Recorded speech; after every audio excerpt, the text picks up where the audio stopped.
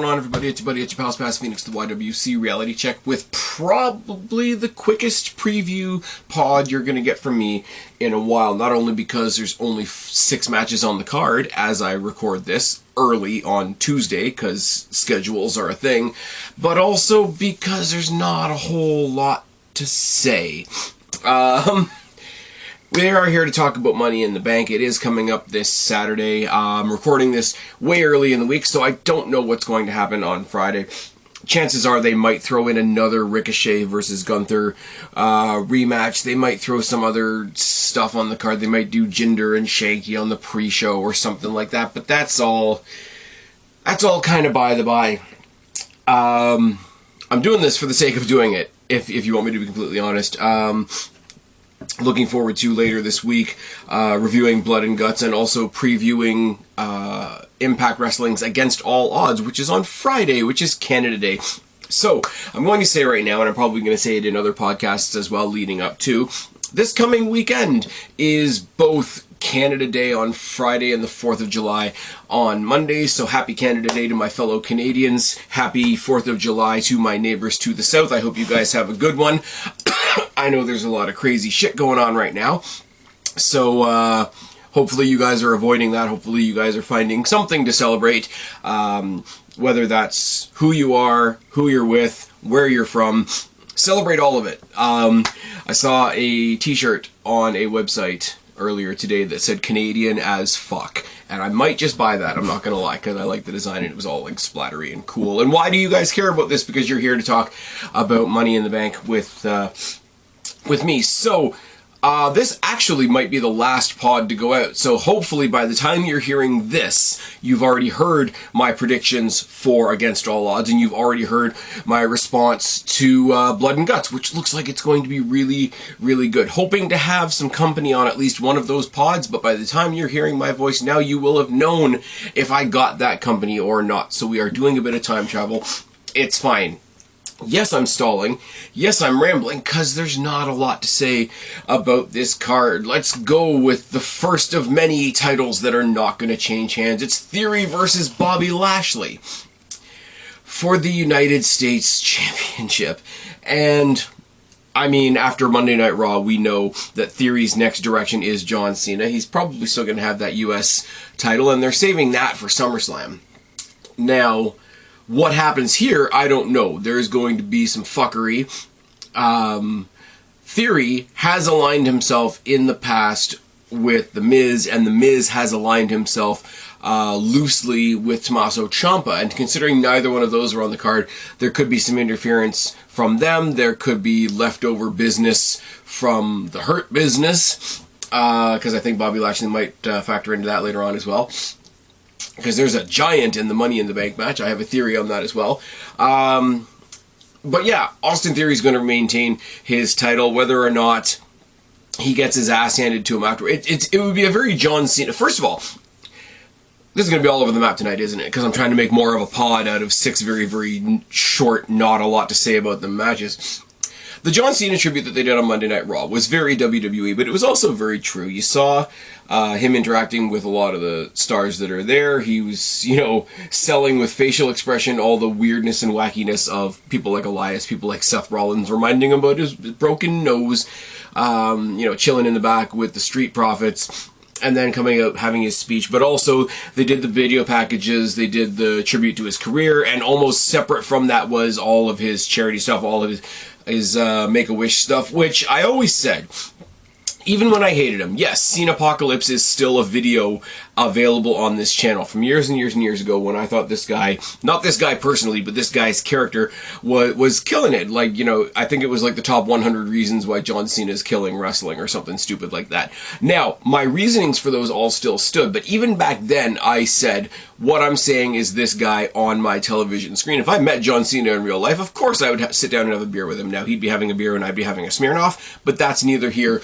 nor there. The guy's a great dude. Nobody can deny that. The stuff that he's done, he's sort of done the Rock thing. I don't want to say he's fully done the Rock thing, but what's it called? Peacemaker was really good. He was really good in the, the Fast and the Furious 9? I mean, really good for what those movies are. I should say. But yeah, that was all really good. The interaction that he had with Theory to sort of set up whatever they're doing for SummerSlam is what it is. It would be very WWE and very John Cena for Theory to weasel his way out of this match, get his ass handed to him by Bobby Lashley after the fact, and then have John Cena come out, feign that he's, concerned about him, help him up, pat him on the back, and then hit him with an AA. Something really simple like that that'll pop the crowd and set us up for SummerSlam is the thing. But I don't think you take a title off this kid, and I say kid, which sounds incredibly condescending, and that's not my intention. I really like Theory. I like Theory when he was in The Way. I liked Theory when he was in NXT. I never saw him when he was in Evolve, but apparently he hasn't changed that much, other than he was managed by Priscilla Kelly once upon a time. Lucky guy. Gigi Dolan's hot as fuck. Moving on. I wish I was still watching NXT, but it makes me sad, and it makes me sad in my sad place was what I was about to say, because I'm tired. But yeah, you got Theory going up against John Cena, and one of his things right now is I'm the youngest US champion ever. You want him to be able to keep saying that going into his match with John Cena at SummerSlam. Now, what I will say, where they're not doing anybody any favors, is they're already promoting SummerSlam ahead of Money in the Bank. Now, I understand Money in the Bank didn't sell that well. They had to move from a stadium back to an arena. The weird AEW sexuals took that as like a huge win, but I don't remember seeing any AEW shows in a stadium either, so that's a really, really strange take to have. But you're going to have Theory. He's going to be taking on John Cena at one of the 4 premium live events of the year against the guy right now. And I'm sorry, if you can't get The Rock, and you know he'd get ragdolled by Brock Lesnar, who's otherwise occupied, John Cena's the guy. And I don't think you take away one of his talking points right now, being the youngest United States champion ever, especially when you're talking about John Cena, who made the US Open Challenge a thing. So Bobby Lashley gets screwed in a way that still makes him look terrifying. He probably loses to Theory because of interference, and then destroys Theory and everybody that interferes to still look strong and go on to something else. Roddy Raw. Have a Theory, going to get into that later on. But yeah, Theory wins, goes on and does whatever he's doing with John Cena. That fills us up until the end of July when we have SummerSlam. And apparently there's an ROH show that's been announced the weekend before. So hey, lots of wrestling coming your way.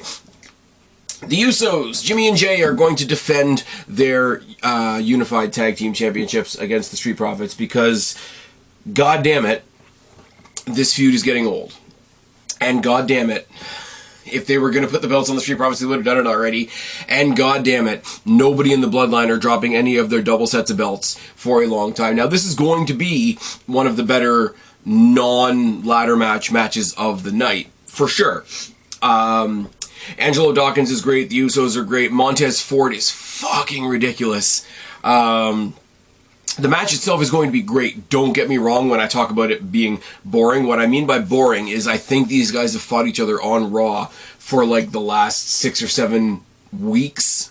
Angelo versus Jey, Angelo versus Jimmy, Ford versus Jey, Ford versus Jimmy, and they've all run in, they've all interfered, they've all traded the big, drastic, gigantic M, the momentum, have they not? But there's no way. Now, rumor has it that they're going to bring Solo Sikoa up sometime soon to join the Bloodline. Now, if that's how they maintain their titles, and I don't think it's going to happen at Money in the Bank, I think it's going to happen probably closer to SummerSlam, because with Money in the Bank not being a stadium show anymore, having to move to an arena, so their next stadium show being SummerSlam, I think they're going to jack and stack that show to within an inch of its life. I think you could realistically, and I'm not saying that this is necessarily a good thing, I'm not necessarily saying that they have the roster to do it right now, you could get a SummerSlam the size of WrestleMania before they realized they had to move WrestleMania to 2 nights. And for me, that's awesome. I don't care. I book the next day off, or if it's on a Saturday, I just don't even have to fucking worry about it. So for myself, personally, cool. Give me all the wrestling. Tell me the show's starting at 5. Tell me it's ending at 5 the next day. I don't care. That works for me. I know it doesn't work for a lot of people, and I know it'll get a backlash from the people ordering the show. It'll get a backlash from the people that are buying or considering buying tickets. So that might be something we want to think about later on down the line. But yes, the rumors of Solo Sikoa coming up and eventually joining the Bloodline are a thing. They could drop a hint towards that this Saturday. I don't think it actually happens this Saturday, though. The Usos are going to destroy... They're going to destroy the Street Profits, and I'm sorry, I sound a bit congested. It's one of those kind of days. If that's coming through in the audio, please accept my apology. I should have said that at the beginning of the pod, but I didn't because it's tired in here. Here's the thing. I like the Street Profits. The Street Profits are fun. The Usos are stars. Basically, everybody else that faces Roman are fun or interesting prospects or interesting, unique challengers or whatever, and Roman is the star. And they don't have anybody, and I don't think they're interested in having anybody else there that is going to rival them on a star level. I think they'd have to bring somebody in. And I don't know who they would bring in because it's the cool, trendy, shiny new thing to do to go to AEW. Look at our boys over in FTR collecting all the tin, are they not? Congratulations to them. And all sarcasm aside, Open Door was a fucking fantastic show considering I only knew half the people on it. That sounds way more sarcastic than I want it to, but it's true. I went into that show thinking, okay, this is going to be really cool. I'm going to have a slight reservation on not knowing a lot of the people, but it really was pretty cool. Tommy with the itchy knee wasn't there, and Pac winning the title that he won was a surprise to me. Everything else pretty much played out the way I thought it would. Cesaro being the surprise member of the Blackpool Combat Club was awesome. I saw somebody say this on Twitter. How many people already have Cesaro's Claudio's new entrance theme as their ringtone? I don't. I haven't changed my ringtone in like 10 years. My ringtone is still the Rock cover of the Walking Dead theme, even though I'm not watching The Walking Dead anymore for reasons that are very much COVID related, moving swiftly on. The Usos are going to maintain their titles, just like Theory is going to maintain their titles. Now, here's the thing. As I talk about this sort of being... I did a pay-per-view a couple years ago where I sort of said that there was one pay-per-view on the way to a big pay-per-view because they were trying to promote both at once. They've got the Street Profits here. I don't know who goes up against... I don't know who you promote against the Usos at SummerSlam. I really don't. There's one potential possibility that I can see, considering these belts go over both shows now. We're going to talk about it in a second. But barring this suggestion that I have that I know isn't going to happen because the wrestling gods don't like me that much, kind of like the scheduling gods, I really don't know who you put against the Usos at SummerSlam, which means they got all the belts and don't have any challengers. Roman Reigns got all the belts and then became a part-timer. It's a very weird dynamic going on there. Speaking of weird dynamics, look at that transition, even though I'm fucking tired. We're 13 minutes into the pod and I'm trying to get it under 30. Bianca Belair versus Carmella, which is just tinged with sadness because you know that this was supposed to be Bianca Belair versus Rhea Ripley. That's no shade on Carmella. I think Carmella is insanely underrated just because people don't like her and Corey Graves living their best life. They are the WWE Sammy and Tay, are they not? I mean, Bianca Belair is retaining here. Like, that's not even a thing. I love Rhea Ripley. You guys know that. If you don't know that by now, you haven't been paying attention. But even Rhea Ripley, I don't think was getting the win here, despite being in the... not the Forbidden Door. Jesus Christ. In the... Judgment Day. Yeah, different pay-per-view. Still the name of the thing. We got there in the end. They're facing the Mysterios now, and that's really late. Oh, that might be added to the card as well. And if it is, I hope they beat the Mysterios. I hope Dominic Mysterio turns on his dad and does the electric chair drop like Michael Hamflett and Adam Wilborn have been plugging forever, just because it'll make those guys really happy, and I'll probably be watching their live stream. Unfortunately, if that happens, it's going to be on the kickoff, and that's going to make me very sad. How do you put Finn Balor in your group and then relegate them to main event? I really don't know. Besides the point, Bianca Belair is going to take on Carmella. She's going to beat Carmella, and maybe or maybe not. Oh, man. See, here's the thing. Maybe or maybe not get cashed in on was what I was about to say. But here's the thing. There's the possibility of Bayley coming back. There's the possibility of Charlotte coming back. Both of those are rumored. Bayley's been rumored forever. Charlotte's not even injured. She just went and got married, so maybe she got LE to load. I don't even know what that means. It's tired in here. But the possibility of those two debuting and attacking her would have the same effect storyline-wise as somebody cashing in a Money in the Bank on her. Because if somebody cashed in the Money in the Bank on her on the night, you know right away that they're going to have that rematch at SummerSlam and she's going to get her belt back or whatever. If Charlotte or Bayley or both, we can dream, attack her, then that's going to set up a feud that's going to take them to SummerSlam and maybe save that belt, etc., etc., etc. We'll say, though, as we're looking down the card, as we're looking at the two title matches, as we're looking at the Women's Money in the Bank ladder match, it does seem to me that a lot of other people that have been lacking shine recently have gotten a lot more shine since two particular doofuses left. Does it not? Go back, check out the pod where I said all the best things about Sasha and Naomi leaving the company. It's fine. Bianca, so either way, whether it's a cash-in, whether it's a return, whether it's a surprise debut, who knows? Bianca Belair retains, and we walk out of this pay-per-view knowing who she's going to fight at SummerSlam, one way or another. Ronda Rousey and Natalya is a lot simpler. Natalya is great. Natalya is the locker room leader in the back. She's a great technical person. She's a great trainer. From all I've heard from various people that have said they've trained with Natalya. On screen, she's a bit weird, and she's a heart that doesn't know how to do the sharpshooter. She came out doing a Ronda Rousey cosplay last week on SmackDown with the not the shopping cart, with the baby cart. That was awkward and weird. Natalya is going out there tonight with the solo mission of making Ronda Rousey look like $1 billion before whatever she's doing at SummerSlam. Go back to what I said a second ago about the other match. Bayley and Charlotte are both coming back soon. There's no way you drop both of them onto the same show. One of them's going to Raw, one of them's going to SmackDown. Now, one way you could justify Charlotte coming back to SmackDown is saying, okay, well, I was injured by Ronda Rousey, because that was the kayfabe reason for her going off and having a wedding. I want to get my revenge. I want to get my title back. I want to do it on a big stage like SummerSlam.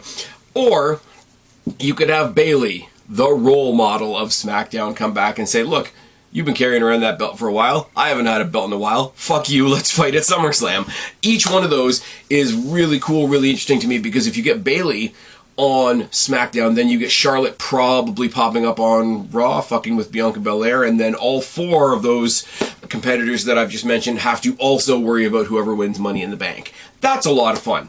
That's a lot of fun. Rousey's retaining, Belair's retaining, the Usos are retaining, Theory's retaining, and yeah, potentially all those champions know what they're doing at SummerSlam by the end of the night. Now let's talk about what everybody's here to talk about. This is why I don't mind all the other matches being predictable. This is why I don't mind no titles changing hands and nothing really exciting happening, because it is very quickly becoming like the Royal Rumble. The Royal Rumble, you've always said you can have an experimental title challenger at the Rumble because nobody's tuning in for the title match, they're tuning in for the Rumble. That's when you got competitors like Dolph Ziggler, that's when you got competitors like Rey Mysterio, that's when you got competitors like, I think, Jack Swagger. Somebody correct me down in the box below or on Twitter at Spaz Phoenix if I'm wrong. But we're here for the ladder match, and since there's now two, then we're all good to go.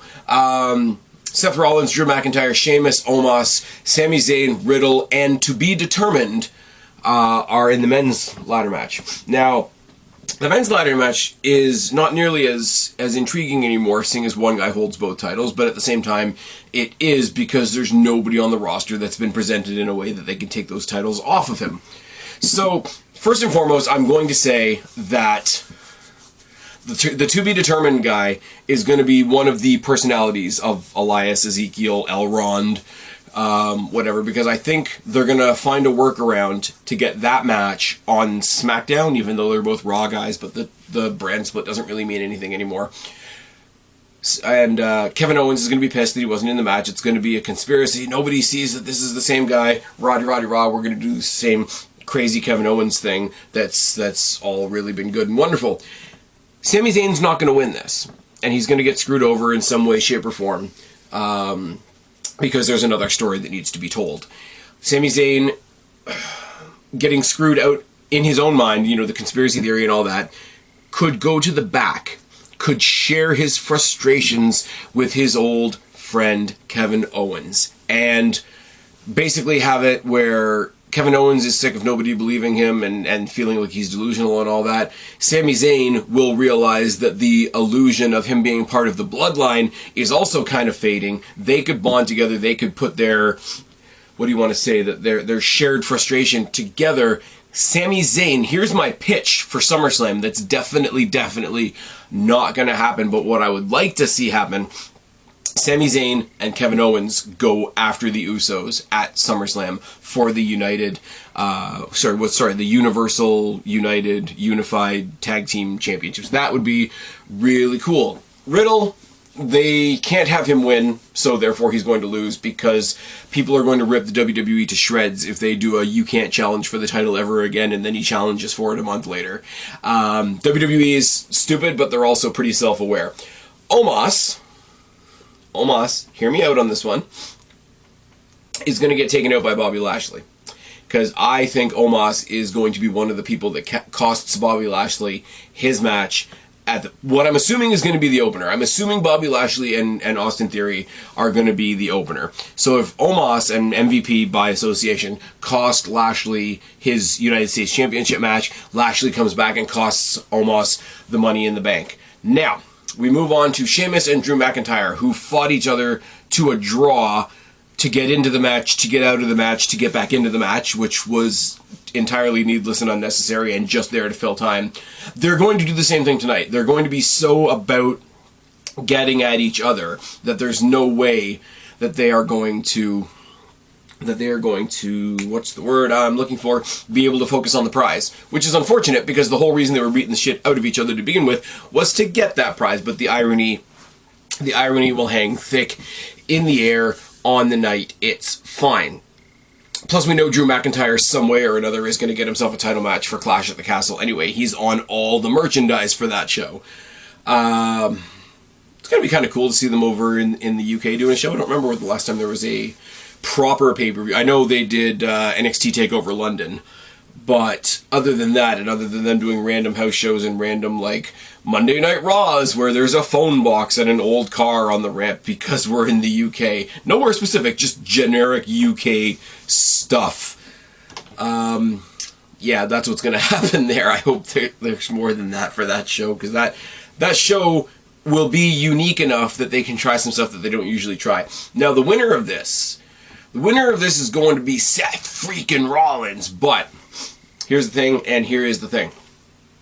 Everybody says, because they're hitting it over the head so hard, the fact that Reigns and Lesnar are fighting each other at SummerSlam. There we go. Thank you, brain.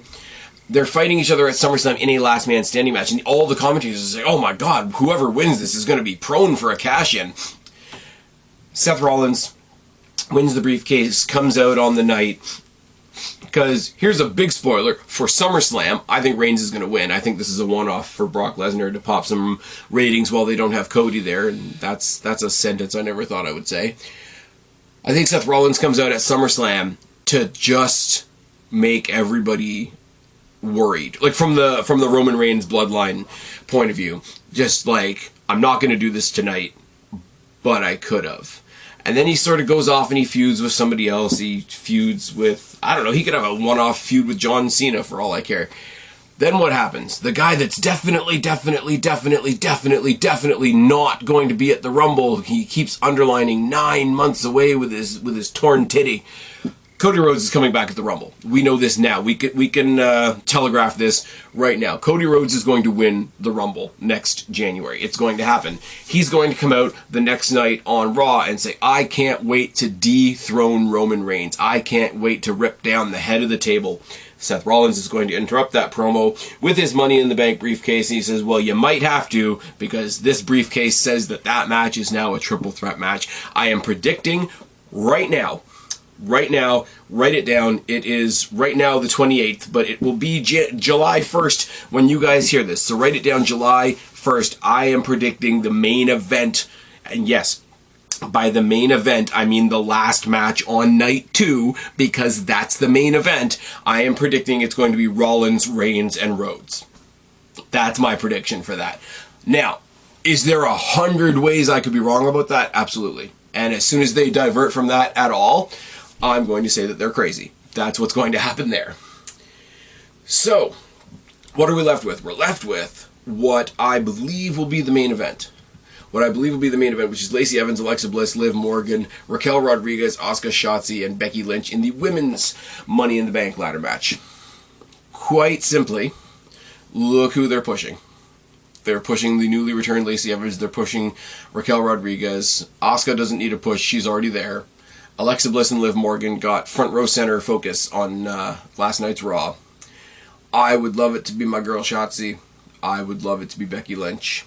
I don't think it's going to be either one of them. It's going to be Alexa Bliss or Liv Morgan. And I hope whoever it is cashes in on Bianca Belair on the night. And that's really all I've got. Because Asuka, and very much like I said about Drew and Sheamus in the other match, I think Asuka and Becky Lynch are going to take each other out of that match. Shotzi's going to be there to be the Jeff Hardy of the match and do all the craziest shit.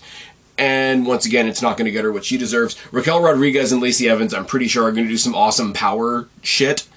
Like I say, Shotzi's going to do like the high-flying ladder stunt spot stuff.